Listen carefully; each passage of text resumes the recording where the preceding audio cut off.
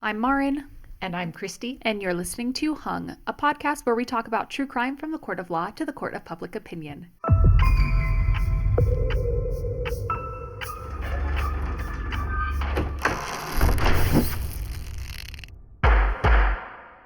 I did it! Yeah! Take one. No stuttering this time. Okay, well, today we are talking about the case of North Carolina v. Issiah Ross. Issiah Ross was a 17-year-old boy who was charged for the murder of Devin Clark, an 18-year-old boy, and Lyric Woods, a 14-year-old girl, in Mebane, North Carolina, in September of 2022. And this trial just recently happened here in January of 2026. That's right. Yeah, we were looking for a shorter trial that we could bring to you so you don't have to listen to as many episodes. Right. Currently working on Michael Peterson, which, if you don't know, is a really long trial. So How long? 10 weeks? Two and a half months. So it's a really long time. And little teaser, I am currently attending the trial of a nurse that I crossed paths with in my work as a nurse. She's currently on trial for aggravated manslaughter. Is that all? Aggravated manslaughter? I think so, yeah. That's what charge they ended up coming down with, so. Interesting. Murder or aggravated manslaughter. I'm pretty sure they said it was aggravated manslaughter, and we're going to cover that trial when it gets done in a couple weeks. Yeah. Okay, so Issiah, let's start with my understanding of the case based on the opening statements of both the state and the defense. The state says that the three teenagers went out together in the early hours of September 17th. It was like 1 a.m. or something like that. So it was just barely into the next day. Mm-hmm. And that the plan was for a sexual encounter. Devin Clark had been hitting people up, trying to find someone to give him a ride so that he could hook up with Lyric Woods. And hey, whoever would give him a ride, they would get a sexual favor thrown in that she agreed to, quote, do both if they would give a ride. So Issiah Woods did end up giving Devin a ride to Lyric's house. They went to a little service road that it was actually very close to Lyric's house, and they engaged in some sexual exchange between at least two of the parties, and that for some reason, Issiah, maybe because Lyric was refusing to perform a sexual favor for him when that was the agreed on between Devin and Issiah, maybe not between Lyric and Devin and anyone else. Right. But at least to Issiah's understanding, perhaps. Right. And that because of that or for some other reason that he decided to shoot them, and that he shot and killed both Devin and Lyric and then left them there in the woods off this service road. And then he ended up fleeing the state, going to his sister's house in Delaware and trying to cover his tracks. So they caught up with him, I think it was all the way into October. They had a warrant out for his arrest pretty quickly, but they didn't actually locate him until the beginning of October. And then the defense says that they did go out all together, that Devin had said that, yeah, we're going to go out, have sex. He didn't really know what the dynamic was, but just that he would give him a ride and they were going to pick some people up and they were going to have sex. And so he does pick up Devin and then picks up Lyric. Devin directs him where to go and points to this service road. He gets out of the car and Devin and Lyric are in the car and they're engaging in whatever activity with each other that they are. And that Lyric then got upset and was yelling and arguing with Devin Devin shoots Lyric and then wants to like, all right, help me clean this up and let's jump. And Issiah says, no way, I'm leaving. This is your mess. You clean it up type of thing. And at that point, Devin was like, well, if you're not going to help me, then... I don't know if I'm saying no way to somebody holding a gun. Right. I mean, like, no, right. I'm not going to help you. I think in my brain, the next logical conclusion would be like, oh, if I don't help him, he's going to kill me. Because I also just witnessed this, right? Right. I'm not saying that didn't happen, but I'm just like, I think that's there not is what I would do. Yeah. I mean, I think the idea that they're friends and maybe there was reason for him to want to shoot Lyric and him to be like, dude, no, like, so I think if it was some random person that he didn't know, maybe that would have been different. But because it's like they were friends with each other and he's like, man, I don't want anything to do with this. Like, you shot her. I'm out of here. You're going to have to figure out what you're going to do. Mm-hmm. And then Devin's like, well, okay, so he turns the gun on Issiah, and Issiah and Devin struggle over the gun. It ends up going off. Devin backs up. Issiah now has control of the gun, and he shoots in rapid succession at Devin out of fear, and then he doesn't know what to do. You know, Lyric, by then, she's already dead, and now Devin's down. He leaves, and then his mom was upset with him because she saw damage to her car, that she says he's going to have to leave. I think that they were saying that they believed it was the mom who suggested, well, your dad's going to have to deal with this.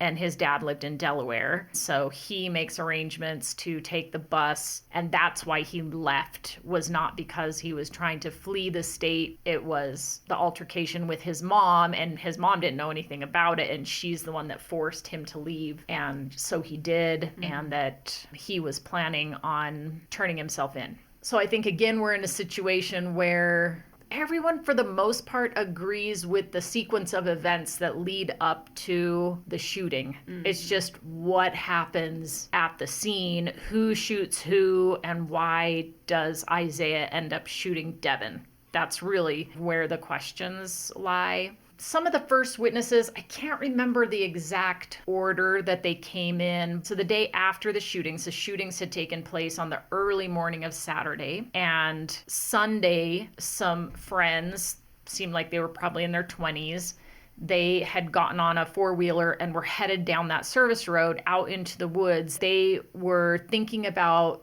maybe deer hunting in the woods there, but they'd never hunted in that area and they weren't sure if there was really much activity there. So they were trying to decide, is this worth hunting here? And so they put a trail camera out, and they were going back that day to go retrieve the trail camera and look at what it showed. It's too bad. I was thinking, does the trail camera capture the area where this event happened? And of course, no, that would have been too good to be true. Right? Would that not have been crazy? It would have been. Yeah. Yeah, I mean, it would have been invaluable, honestly, in this. Mm-hmm. The only person who was actually there, or who is alive, is the one obviously being charged with stuff. So it's like, yeah, he has. So if the story went the way he said, this camera footage would exonerate him, right? Like, say, yeah, this was self-defense. And if he didn't, if he was the one that shot both of them, then it would be clear that, oh, that story's not true. So, yep. Yeah. CCTV, we need it everywhere. I feel like, put it in the woods. There's so many questions that it would be nice if we had definitive evidence, that there were clear answers, but it just usually is not quite that clear. Yeah. Yeah. So they just were riding. One of them looked over and was like, really said something. He called out, and the other guy was like, what? And looks over and sees the bodies too. And they just hightailed it back out of there. So they went back to the kid's house that was like 10 minutes away on their ATV and called 911. Oh, well, I mean, do you know, how old would you say they were at the kid's house?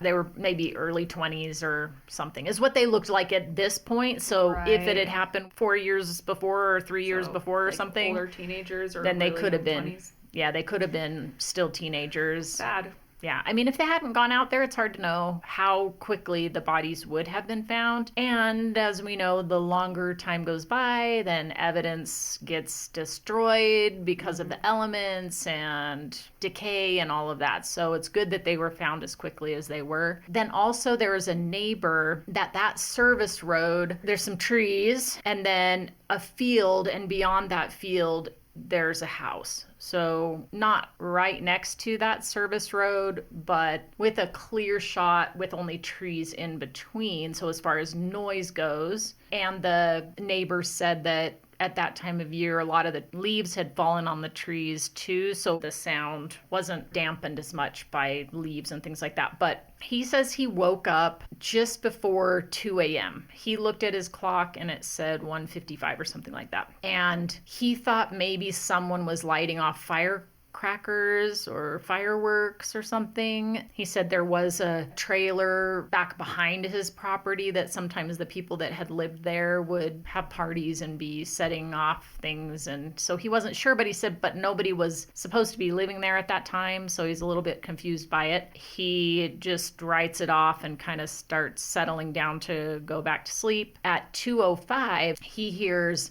what he knows now to be gunshots. And I think he said 5 shots that he heard. And that there was a gun range not too far away. They're hunters. I mean, he wasn't sure what they were. He did get out of bed and go look out his windows, one that looked towards that road where the incident occurred, and then one that looked a different direction across a road that intersected with that road. And he didn't see anything. He didn't see any lights. He didn't hear anything else. And so he just goes back to bed. He does tell his son about it the next day. He's heading out to the beach for a trip. And so he leaves. That's all he knows. Right. Sure. But I do think it's important for the timing. So there's is that a Devin shoots lyric? And those are the first shots that wake him up. And then we've got 10 minutes of them talking, arguing, whatever. Clearly it wasn't that quick, right? Like the change. So if they're talking about like, what do we do? I imagine, let's say if we do take the defense's view of like, okay, if this is the sequence of events that they're talking with each other about, what, but it wouldn't have been a like, okay, let's jump, what? You're not going to help me? All right, I'm going to shoot. Like, that's way faster than 10 minutes, And then they struggle, the gun goes off, and he shoots in quick succession, and then that's all of the shots. Or was it Issiah shooting all of those shots, but then you've got to pause, and then we got some more shots. So why would that be? Right, I guess some of the reports are, okay, maybe he shot Devin over something and then shot Lyric. But no matter what, there's still that about 10-minute time in between. Right. So you have to think about what was happening in those 10 minutes. Where that would apply, right?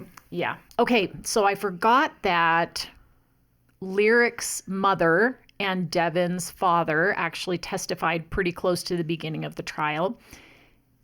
And Lyric's mom, she basically just shares what her memories are of her last interaction with Lyric. She had been busy earlier in the evening taking care of some other family issues. And so grandparents had picked up Lyric and her sister and taken them for ice cream and back home. And mom got back to the house around 11 p.m.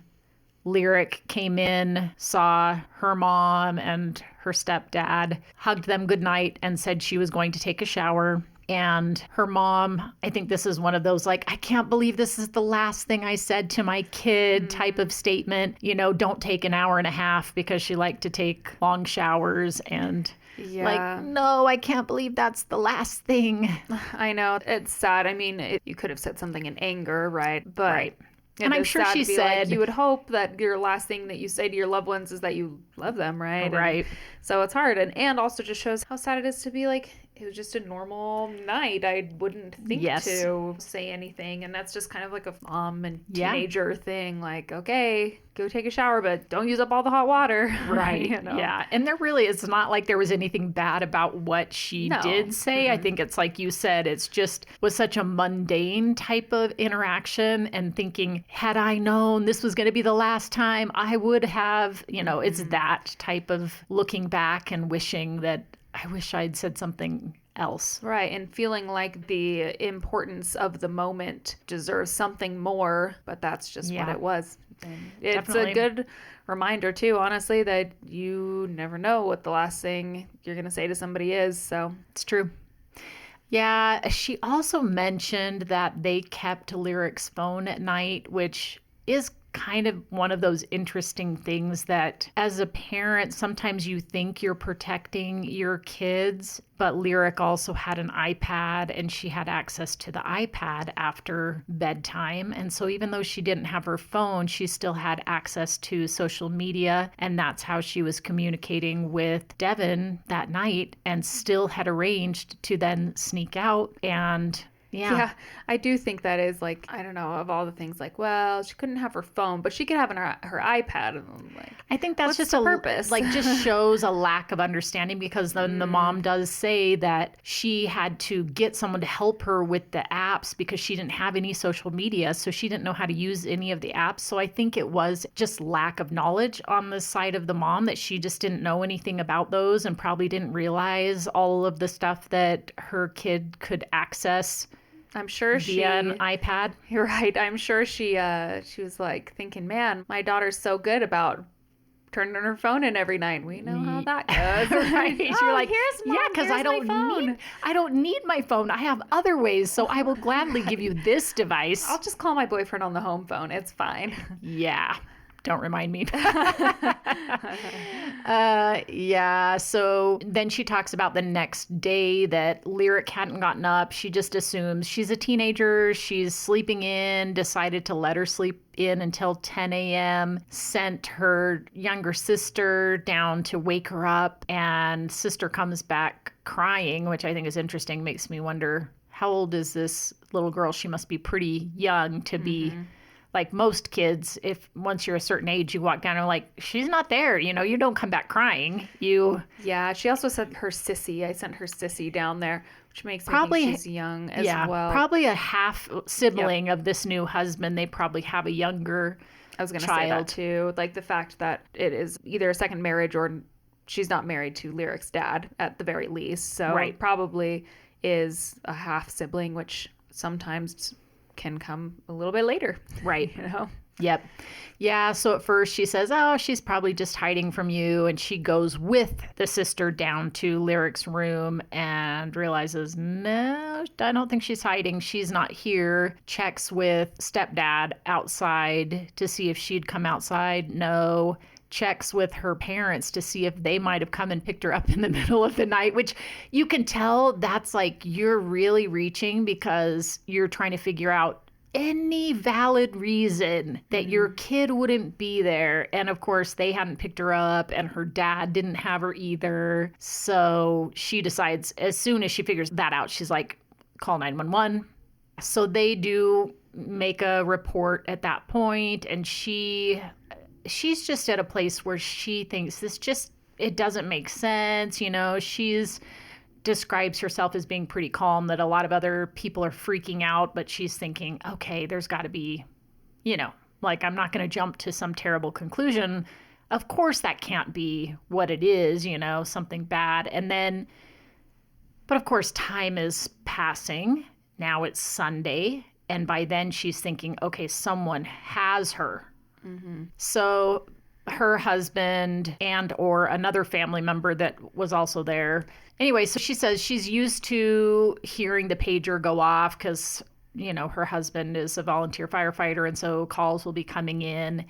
And they were sitting there. There was a lot of other people there at the house concerned. And he gets a page and his face just goes white. And she hears that it's a cardiac arrest, but she thinks, well, doesn't connect like that would have anything to do with Lyric. Especially you think like cardiac arrest and you think like, oh, somebody's actively dying. Right. And what would that have to do with my daughter who disappeared 2 days ago? Right, exactly. I probably wouldn't make a connection like that either based on that firefighters information. get those calls. Like that's what they do partially, you know? Yeah. And then he looks up and says that they found 2 bodies. And so people are really freaking out. And mom, like, she starts getting kind of angry because it can't be this. These people are freaking out. We need information. Why won't somebody tell us what's happening? You know, just tell us that it's not her so people can calm down, right? So she does some sort of volunteer position with the fire. Something like the firefighter the board volunteer, or something. Yes, she's on the board of the fire station. And so she calls the fire chief, whose daughter plays volleyball with Lyric.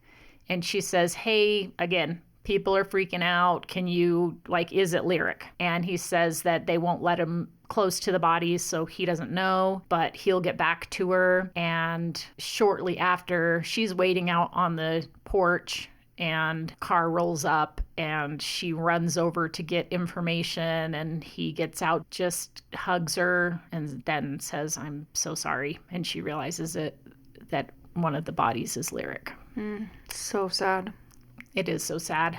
Reminder, this is a 14-year-old girl. This is not something that a parent expects. And she said, Lyric wouldn't want to upset us like that. She wouldn't want to scare us. I'd never known her to sneak out. It's just one of those that you think, one stupid decision that should have been harmless and every teenager thinks will be harmless, and something terrible happened and there's no going back. Yeah, as bad as it might be to be planning to sneak out and have sexual interactions with now a legal adult and you're a minor, right? You wouldn't have any sort of inkling that something like this would happen. That would not be my fear if I was planning on sneaking out and meeting up with a guy that I might end up dead that night. No, not at all. Yeah, it's hard to know what level of exchange Lyric was actually expecting, even with Devin. No, right. You know, because here there's an older boy that has interest in her.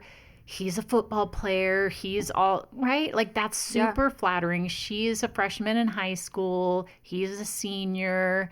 You feel so special. And I know for me, when I was getting together with a boyfriend at 15, like, I'm thinking, oh, we're going to hold hands, you know, maybe we'll kiss.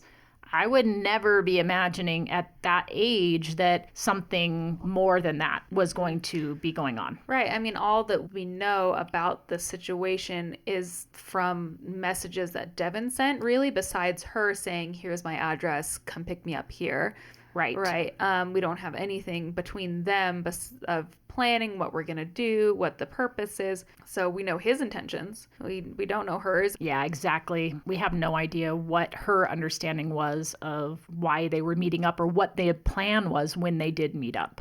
And then also Devin's dad gets on the stand. And this is the parent that I am so afraid I'm going to be when there are so many times that my kids leave the house and I haven't seen what they were wearing, you know, leaving the house. And they're like, do you know what they were wearing when you I'm like, I don't know. I didn't see them, or I did see them, but I don't recall exactly what they were wearing. And oh man, I feel like I must be a terrible parent if I don't know what my kid was wearing at every last time I saw them. Right. Yeah. Well, no, that makes sense. Sometimes I think about like witness testimony too, and I think about the fact that one, when somebody's witnessing something, for the most part, they don't realize it's something they're going to have to recall on stand later.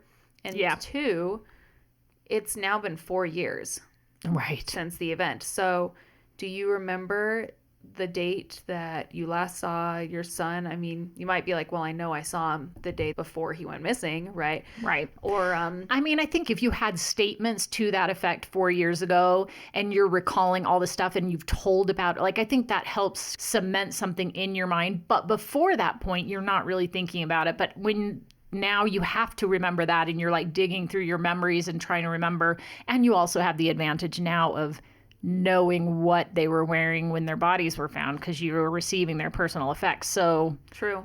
But if you're being asked before the bodies are found and you're trying to recall, like the missing person type of thing. Yeah, exactly. You may not remember that much detail. So he wasn't even sure the last time he'd seen Devin. Devin was kind of in and out doing stuff. I'm sure his dad is working and doesn't really recall. It was a few days earlier. He just assumes he's out with friends, doing his thing, and comes to Sunday, and his friends that he thinks Devin would most likely be with, they start popping up and, hey, where's Devin? And he realizes he's not with any of these people that I thought he would be with. Now he's concerned. He tried to call Devin a few times and no answer on his phone. So he does on Sunday make a missing persons report. And then also on that same day, he does go check his gun case and discover that the gun that Devin usually used when they would go shooting on the weekends was missing. And so he calls and reports that that gun is missing as well. And by the time they come over to talk to him and to look at the gun case, they've found the bodies. They know that he was shot. And I can't remember. It doesn't sound like in the testimony that the dad had realized he was shot And then looked. before he reported the gun missing. But by the time they come over there, they know that it's him and that he has been shot. Yeah, Sad. really sad. So that's pretty much it for his testimony. The defense does question him a little bit about the gun and if the gun was locked and where it was kept. It was kept in his closet and locked, so it would have to be someone who had access to his house, his closet, a key to get into that gun box. So clearly was not Issiah Ross that came in and got that gun out of his house. Right. And I think he also asks him, like, oh, have you known Devin to take the gun and use it when you're not shooting together? And he said, no, not that he's aware of. Right. So, Yeah, sometimes our kids we found do things that we don't think they're doing. We're not aware of. what?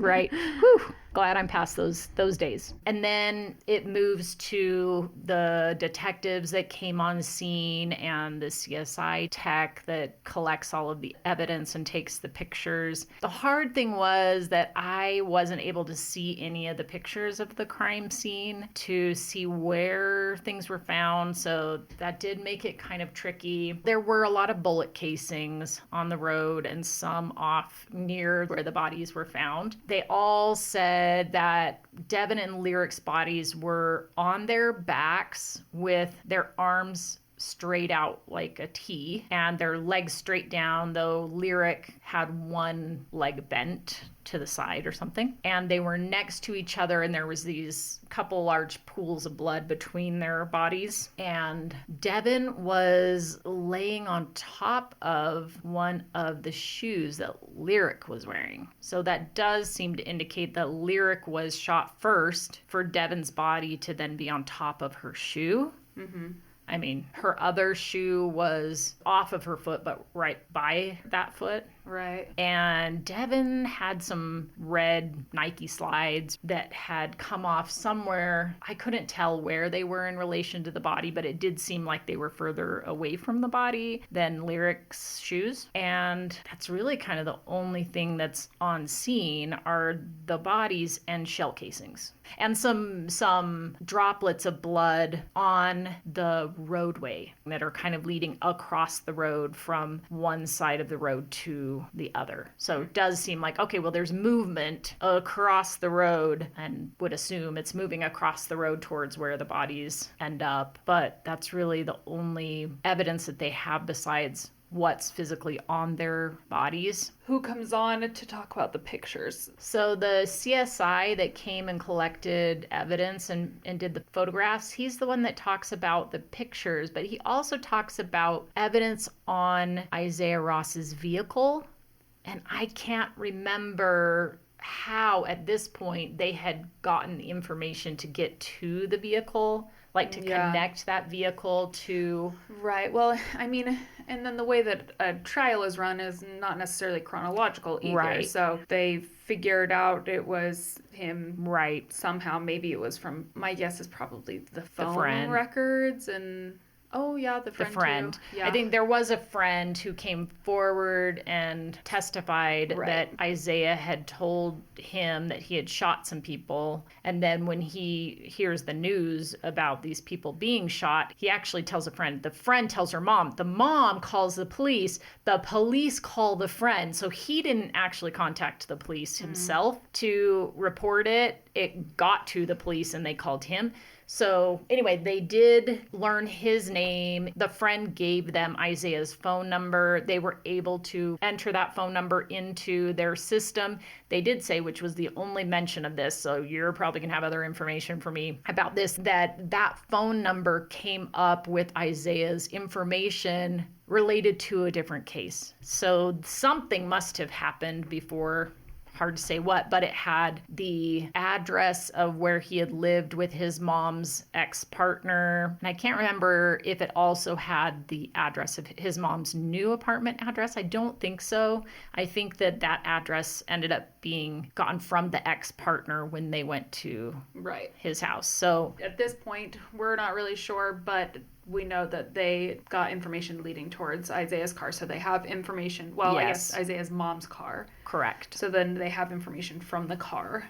Yes. And so they go to his mother's address. They see the vehicle in the parking lot, notice some reddish brown staining on the outside of the vehicle. They go talk to the mom. They get a search warrant. So there are some things about the car. So they see what look like reddish brown stains on the front passenger side bumper, also on the rim of the front passenger tire. And inside the car, they see some reddish brown stains like on both sides of the center console in the front seat, a couple areas inside the car, and they do use luminol inside the car too. And they say that they saw what looked to them to be clearly a handprint on the ceiling of the car that looked like somebody had reached to try and palm the dome light and had overshot it and slid their hand forward to where the dome light was, and then it stops there on the dome light.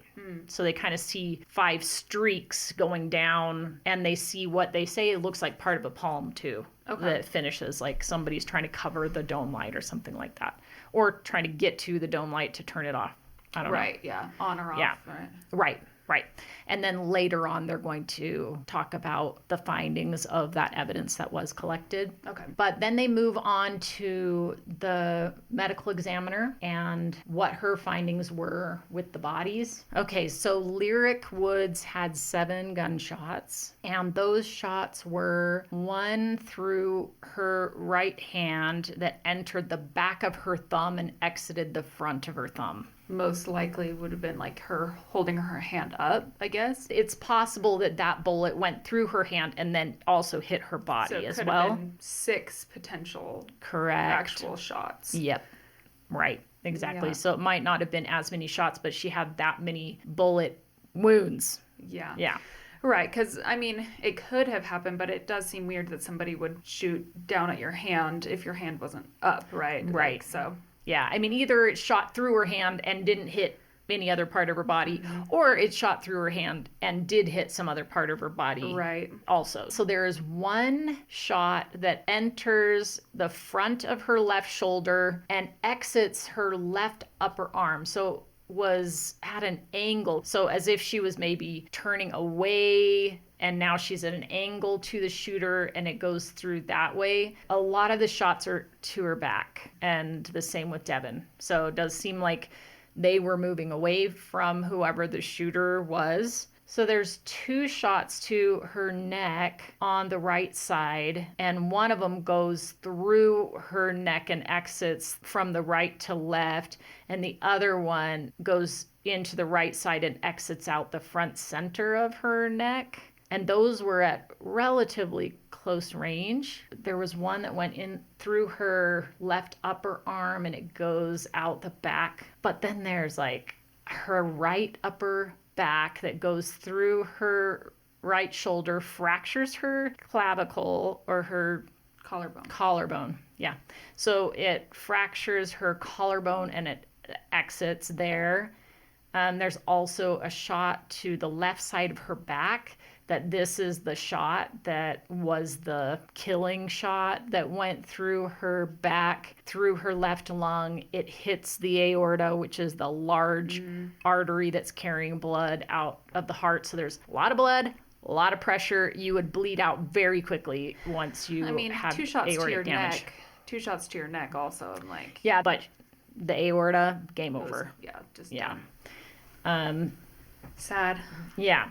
I do think the sad is just seeing how many shots are through the back of somebody that's trying to run away. That's just devastating. Well, and just like the evidence that the shooting happened before she turned, most likely as well, right? Instead of I see a gun and I'm starting to run and then they shoot at me, like she's actively being shot at, turns and is running away. That is what it seems like, that the first shots happened while she was facing and then turning away, and then additional shots happen as she's running away. Yeah.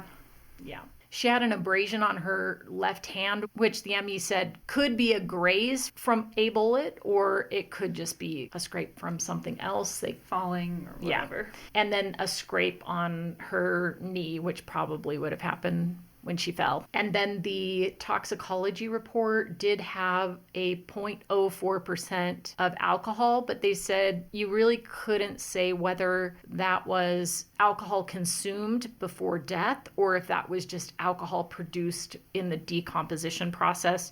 And it was pretty low numbers too, so it's hard to know for sure either way. Yeah, I mean, from what I saw, there was nobody really reported that there had been drinking, so... No, they didn't find alcohol containers or whatever in the vehicle or in the crime scene, so probably was just the effects of decomposition. Worth noting, I guess you can't rule it out. Yeah. Not that it has much bearing on anything, really. And it wasn't a high alcohol content either. That's well below the legal limit, except for the legal limit for a 14-year-old is 0. So, it's above that legal limit. She's below the legal limit. Yeah. But her blood alcohol level was not. Yeah, they did say that there was a lot of blood in her chest cavity and her abdominal cavity from that shot to her aorta and her lungs. So, how long was it until their bodies were found? They were found, I believe, Sunday afternoon. So, like, day and a half. Yeah. One thing they didn't answer is how many bullets this gun could hold, because did someone have to reload or... I mean, they never did recover the gun. So, but the gun, it's pretty clear that it belonged to Devin Clark, Devin Clark's father. And so he would have known how many bullets that gun could hold. But if it had a clip, sure, held more than 6 bullets in it. But he had 6 gunshot wounds. And the only ones that were to the front of his body, where there was one that went through... also fractured his right collarbone, but from the front, where hers was fractured with the bullet coming through from the backside. It looks like 17 or 18 rounds in the gun that was owned. So the gun that was plenty of bullets to be the murder weapon could have been used for all of that and not reloaded. Okay. I assumed that would be the case, but... Well, I thought the same thing, too. I was like... That's a lot of shots, especially like, I don't know. It's not a revolver. Like a handgun, right? And you're like, how many shots could really be? But, well, we're not gun people. So, my knowledge of guns is pretty much based on movies. And hey, in the movies, they basically shoot infinite bullets anyway. So they have a very special clip that allows them to shoot as many bullets as they want without stopping. Yes. Yeah. So the only one that was through the front of Devin's body, there was one that went through his right shoulder, basically. So it hit his collarbone, and it doesn't go through his shoulder blade. So the weird thing to me, though, is like, if it was shot at close range, like if that was the one while they were struggling over the gun, it seems to me it would go through. that bullet would have gone all the way through. But, I mean, it can just, the fact that it met resistance, hitting bone, and then it hits into another bone, and all the muscle, maybe that would have been enough to slow it so that it did stop and lodge there and not come out, but... Yeah. question that comes to mind. Sure. And the other one that kind of could be like maybe a shot that happened during a struggle was the outside of his left foot, and it lodges in his foot. So if they are struggling over the gun and the friend says something about like, and then the gun went off and the shot went between Devin's legs. Okay, well, if it didn't actually go between his legs, if it actually hit him in the foot, then that would make sense that that happened at that point. And then as he continues, that was, I think he said when the gun went off, he had one hand on the gun, it goes off, he gets his other hand on it, then maybe that second shot would have been more the shoulder shot. That's what, I mean, that, if it's that, that's what would make the most sense to me. I mean, if you finally have control of the gun, are you going to shoot at his feet? Right. Probably not. Right. And then the rest of the shots were all from the back. So he has a shot that goes through his neck that fractures 2 vertebrae, injured the jugular vein and the carotid artery on his right side, and then the bullet came out the front of his neck. He also has a shot through his right shoulder. It fractures his first rib, and that was lodged in the chest above the right clavicle. So he's got one shot coming in on the right and lodging behind the shoulder blade, and then he has one that comes the other direction and lodges by the clavicle. So yeah, that's like one from the front, one from the back, kind of in the same exact area, and both those times the bullet does lodge in his body, and then through his right buttock, and it comes out his right thigh. Okay. And then also through the right back of his head, comes out of his right cheek. And which one was probably the fatal ones? I'm sure that one, the back of the head. Yeah, that one, it seems like it didn't actually pierce the skull. So sometimes bullets will kind of skirt around with the bone of the skull and exit out, or it went lower down through the neck and came out. They don't say exactly where on the head the bullet entered, but it didn't seem like he had it go into his brain. They said it was that one that clipped the artery and the vein in his neck, that he would have bled out from that. So. Oh, right. That's right. Yeah. And then he also had like a scrape under his lip on the right side, and he had a scrape on his stomach on the left side. And the toxicology report from him was a little higher than Lyric's. His was 0.08, and the same thing. I mean, obviously he's a lot bigger person than she is, that they can't tell if it was because of the normal byproducts of decomposition or if it was alcohol consumed prior. Yeah, I mean, I know like he's like football team. Yeah. And also like 6'3". Yeah. I think so. He's big guy. Big guy. Yeah. That's also the question about, could Issiah at 5'10", 140 pounds, could he have actually gotten the gun away from him? Could he have struggled and actually won? I don't know. I mean, maybe if the gun goes off and it shoots you in the foot, that would cause you to jump back or, be a little weaker. let go of the gun. I don't know. Whatever. Yeah, totally. I mean, it's an adrenaline. You just don't know if whatever. I mean, right. It's interesting to think about, but not. Right. We just have no idea. Yeah. True. Okay. They also took sexual assault kits from both of the victims. So they did their mouth, the anal cavity, the external genitalia was swabbed, and then for Lyric, the vaginal cavity. They did know that there was intent for sexual activity to occur. So just because there was DNA present doesn't mean it was an assault that occurred. Sure, yeah. They did say that because of the bleeding in the wound tracks and things like that, that it's clear that they were alive for all of the shots, that there was enough time that their hearts were beating, that blood seeped into the tissue around there, where once their heart stops beating, then things don't work the same way. And based on the autopsies, they have no idea who was shot first, the order of the shots, but as far as the abrasions to Devin's lip and his stomach, I mean, they were blunt force injuries. So either something hitting those areas, so a fist, right? A knee, a head. Elbow. An elbow, yeah. Or hitting something without a sharp cutting edge, so falling on the ground or something like that. Okay, so after we have all of that testimony, then we have one of the police officers who interviewed the neighbor that heard the shots. Okay. And it does say that there were a different number of shots that he reported at his time of interview right after it occurred and when he testified on the stand. Okay.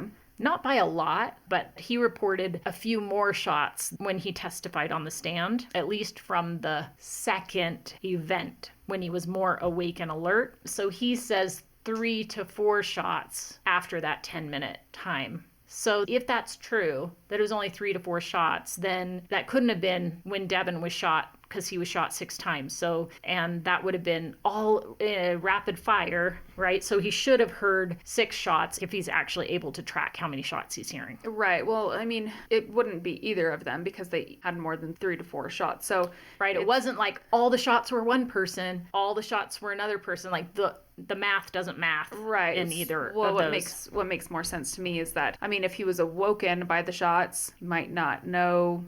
Yeah, he didn't really. He did say 5 to 7 shots. He thought that woke him up, but he wasn't sure if they were actually shots or if they were something else. I just think the number of shots probably you can't base it off of the thing that I heard that woke me up. It's Correct. Like, okay, it's more like the timing. Because you're not like I can't recall like how many shots I heard that woke me up, me thinking it was fireworks or something, how many times that was. Or even the second time is like, it's just kind of an estimate, and we know there are more shots, so it had to have been more than what he heard. Yeah. Or what he reported. The only thing that would add up, actually not quite, I was going to say if it was 7 and 4, and we know, so if one of those bullets hit Lyric's hand and went into her body, that would be 6 shots for her instead of 7. 6 shots for Devin, and so that would be 12. But we have 7 and 4, and that only equals 11. So right, yeah. So it was at least 11 or 12,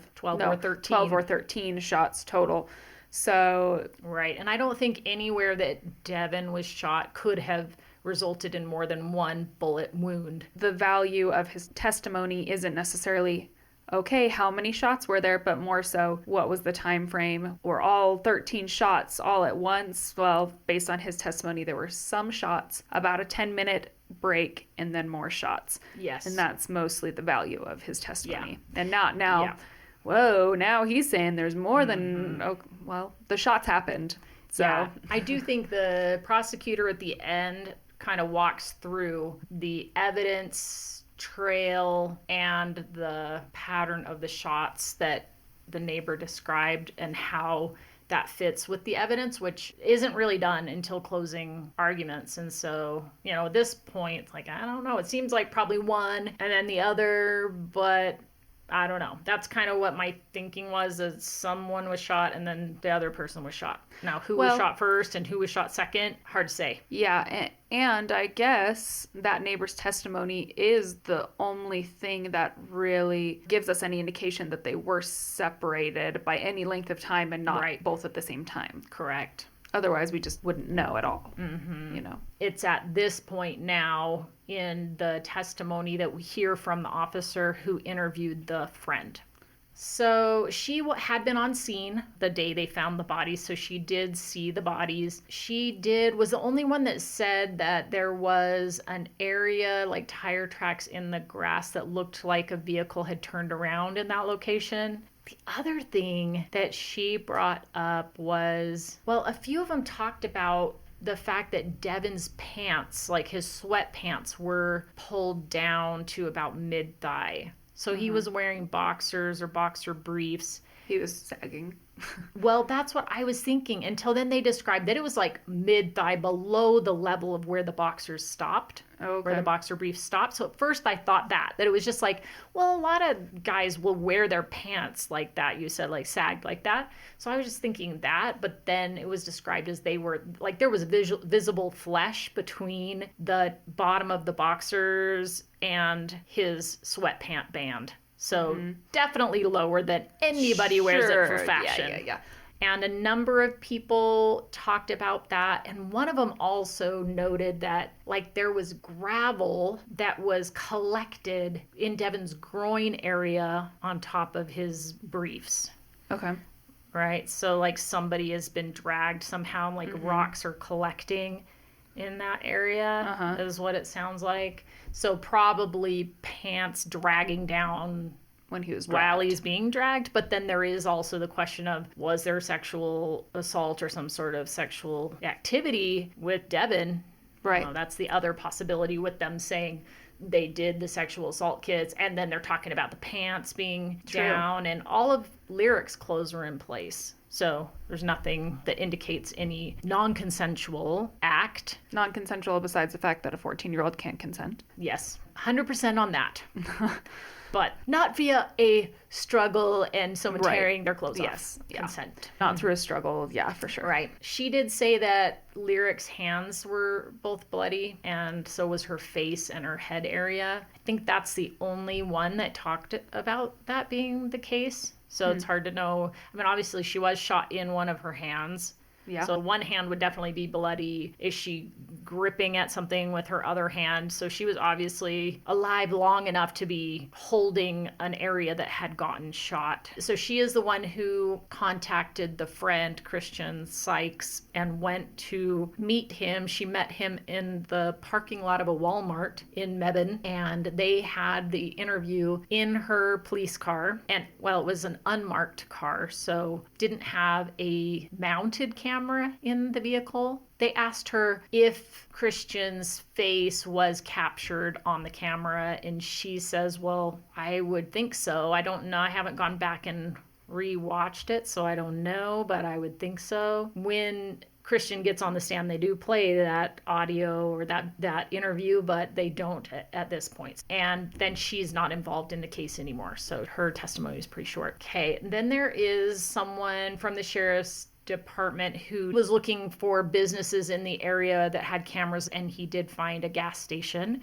that was just up the road from the crime scene. And they looked at the time frame in question, and what do they see? They see Issiah Ross and the white GMC Traverse that belonged to his mother, and Issiah getting gas. And they show the video of him pulling into the gas pump. He gets out of the car. He walks over and realizes, oh, the gas tank is on the other side of the car. Like many gas stations, there's 3 rows of pumps, and he pulls around. And so for me, I would probably not try and make a sharp turn and turn into the second row of pumps. I would go a wider turn and pull into the far row, right? But he doesn't do that, and he tries to make a hard turn to turn into the second row of pumps, and he hits one of those concrete poles that is there to make sure you don't run into a gas pump and, cause explosions or something like that. Explosion? Yeah. That caused explosion. Yeah. Well, it just reminded me of the first time I ever tried to put gas in my vehicle, and I think the pump that was open was between 2 other cars, so it was like 3 pumps in a row instead of just 2. Those are the worst. Like, how are you getting in there? And so I just kept trying, and there was a cop filling up his gas tank, like, on the other side, and he was just, like, laughing at me. And I'm just like, okay. And finally, I'm like, okay, I get it to a point. He comes up and knocks on my window, and I'm like, oh. I roll down my window, and he goes, that gas tank is out of order. Or like, that you're gas rude. Pump. Why didn't you tell me that? Well, that's why he's laughing. Yeah, I was like, what? So embarrassing. So he drives away, and then I pull forward into his, but it's like so embarrassing. And would have been even worse if it was the wrong side also. Right, and then you really have well, I guess either way you would have had to move, but well, he does one of those too, where he like hits that concrete pole, and then he's like, and it takes him a while before he actually makes it so that he's not hitting that pole anymore and he can get past it. And yeah, it's really like, that's one of the things you don't want caught on camera and seen, because it's kind of embarrassing that you don't know how to turn your car or pull in reverse or, well, it seems so easy now. But, like, when you're very first learning to drive, it's like, whoa, you would think. Because when you said, oh, he just made the hard turn instead of going all the way around. Well, I could totally see why somebody who doesn't really know how to drive would be Totally. like, yeah, I'm just going to make this The one turn next right to me. here. Yeah. Just go over here. Yeah. Like, yeah.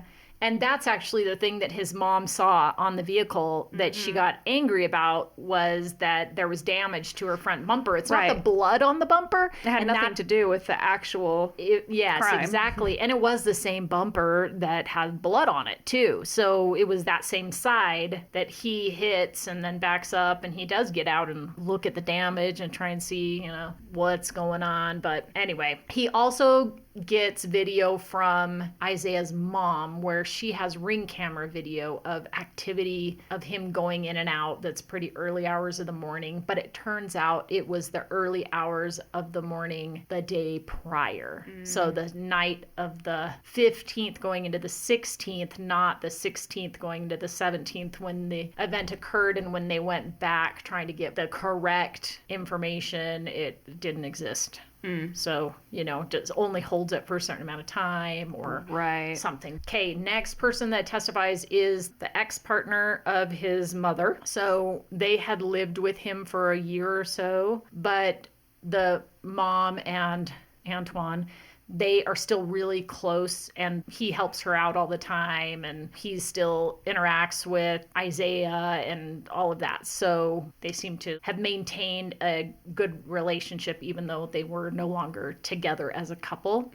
But he got a call from Isaiah's mom a little before noon saying that there was damage to her car and that she had confronted Issiah about it, and he was lying and saying that he didn't have anything to do with it, but she knows that he did, and she's really upset. And he says, all right, I'm going to come over. And he says his house is 5 or 10 minutes away, not very far.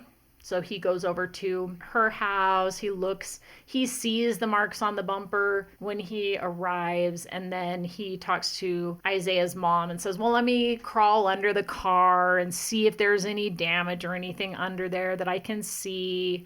I think she even backed up, and he looks under there, and mom is pretty upset and says he can't stay here. He's got to go. And he's not sure if it was Isaiah's idea to go to his dad's or if it was the mom's idea, because he did say that the mom was concerned because he's in school. And so if he goes to his dad's and he's out, what are you going to do about school and stuff like that? So she may not have been the one to bring that up, but it did sound believable, this idea of, I'm gonna let your dad handle this, type of thing that moms sometimes say. Your dad in another state. Yeah, right. It's like, I'm not dealing with it. So he collects some stuff from his house, and he goes back to Antoine's house with him, and he's kind of just trying to figure things out the rest of that day, making calls, and he's outside on the steps in front of the house on his phone and texting and calling and whatever,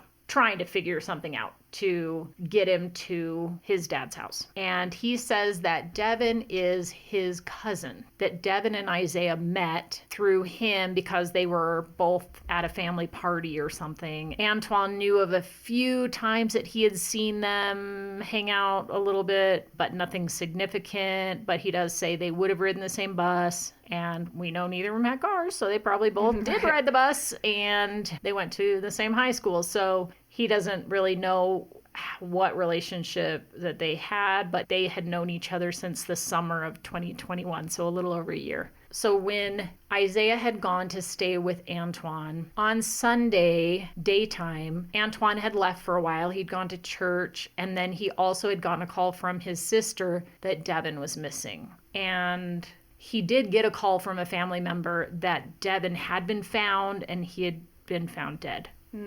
And he says he didn't tell Issiah that specifically, but that they were in the same space, kind of like a kitchen, living room space. And he could have heard me talking and heard what I was saying.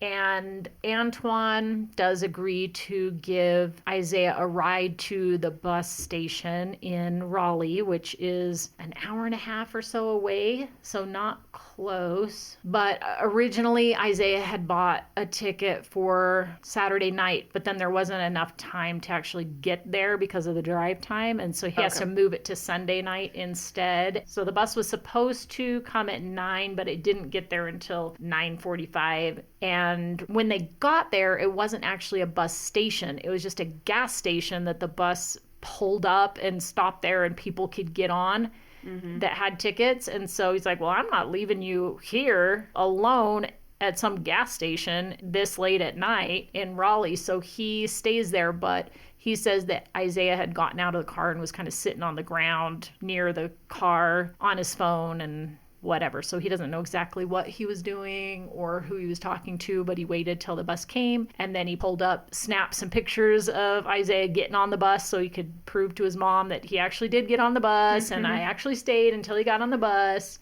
And then he also says later on Tuesday, the cops show up at his house, and he's just pulling into the driveway, and it's him and his son, who's like 14 or something, 12, pretty young.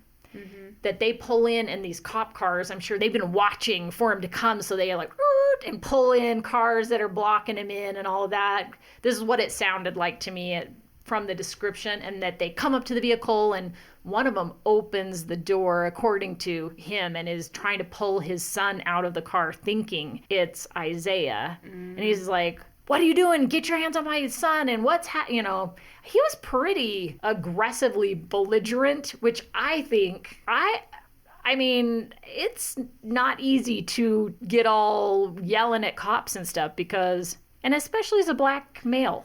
Right. Well, that's probably why, too, though, because it's his son who you're probably even have a more of a heightened awareness or sense of, like, danger about cops and young black men being shot and killed by cops, even though they didn't do anything, you know? Yeah, that's a good point. If it had just been him in the car, he may have responded differently, but the fact that they're trying to pull his kid out of the car, that he knows, you can't just grab my kid. And so he is definitely defending his son and being understandably upset, right?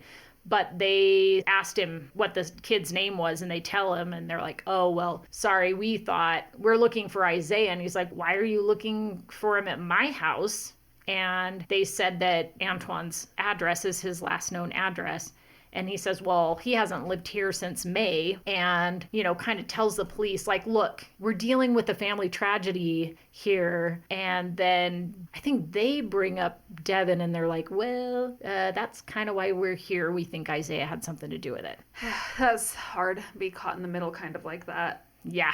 2 kids you care about, and you just were with this kid, and he kind of said, like, he was just here. He was just in my house, and he had killed my cousin. I didn't even know. I think those are the things, like, mess with your mind when you're just, like, can't make sense of, wait a second, So he does allow the police to search his house. He shows them where Issiah had stayed and said he had a suitcase with him and 2 garbage bags that were filled with clothing or something, and that he had seen him kind of like consolidating stuff, and said, I don't know, he might have left something here. You're free to look. So they looked inside the house, outside of the house, and as far as I heard, they didn't find anything notable. And when the state got back up to recross after defense talked to them, kind of did describe that there was another cousin, Dontel. So Dontel and Devin spent a lot of time together. Both of them were active in sports, played football and stuff. So they were more athletic, but Issiah was more into computers. So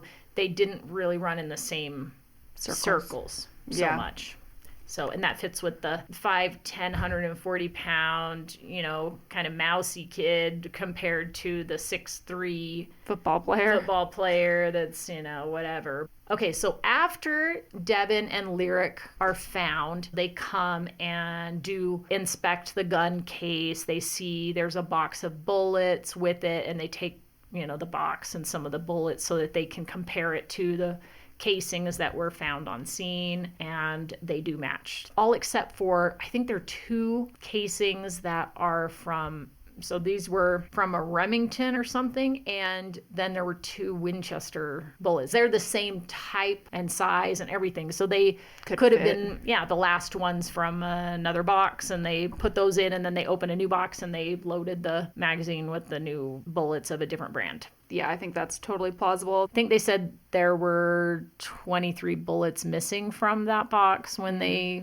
found it, but that was a gun that Devin and his dad would go out to the gun range and shoot pretty regularly. Mm-hmm. Okay, gotcha. So both bullets could fit the same gun. Yes, definitely. So there was a firearms examiner that came in, and she inspected all of these bullet casings, and she said it was interesting. I mean, we all know from watching TV shows and stuff like that there are some markings that transfer onto a gun from it spinning down the barrel and all of that, and that there are certain lands and grooves that are built into the manufacturing process intentionally to make the bullet spin so that it fires more accurately. Mm-hmm. And then there are, what she says, just the tool marks. She compared it to like if you have a piece of wood and you have a piece of sandpaper and you're sanding that wood, with each pass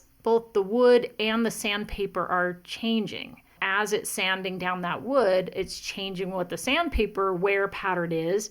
And so when it moves to the next piece of wood, the wear pattern is going to be slightly different because it's already worn down from passes on some other surface, right? So that even in the manufacturing process, that those tools are being worn down. And so that if you see certain specific characteristics, that it was shot by not just that brand of gun, but that specific gun, or one that was produced right about the same time or with instruments, tools that had the same amount of wear and pattern of wear, which not very likely, right? Right. What's more likely? Right. It's like, well, gun. Maybe the very next gun maybe is kind of similar, but yeah, so it's like, she did determine that. So there were 11 cartridge cases that she can say definitively were fired by the same firearm. And then there were, I think, 3 that said were either fired by the same firearm or a different firearm produced at a similar time with a similar pattern of wear. So probably those were all from there too, which then that ups the count to 14 bullets, which means not all bullets hit a target. They did find bullet fragments too, which could have either been ones that passed through the body. Yeah, exactly. That's interesting. Mm-hmm. So that's pretty much all of the testimony that's at the very start of the investigation. The people that were on scene, the people collecting evidence and taking pictures and all of that, and then witnesses or family members that they've interviewed. And then we're going to come back and we're going to talk about the friend's testimony and then go into, now, what are the results that we got back from all of those tests that were collected and this evidence? What do those sexual assault kits show? What are we getting back about this evidence from the car, and whose blood and fingerprints and what's inside the car, this smear that they see on the top of the ceiling of the car? Is that actually blood that lit up with luminol? Is it something else? And how this all is put together. Cell phone messages, location data, showing this direct link between these 3 individuals, and then what seems like the most likely sequence of events that led to Devin and Lyric laying dead on the side of a road near her home. Are we going to get to hear from Issiah himself? Dun, dun, dun. Yes, actually, Issiah is going to take the stand. He is the one and only witness that the defense calls, and it's pretty rare to see a defendant taking the stand. So I was quite on the edge of my seat to hear what he was going to say and how that was going to impact my view of the case, and how is it going to impact your view of the case. We will post on Instagram the day that we publish the podcast episode. So our Instagram is @HungPodcast. So we would be super curious to hear what you do think about what you've heard so far. Yeah, give us some feedback. Thanks for hanging with us. And until next time, I'm Christie. I'm Maryn. And you've been listening to Hung.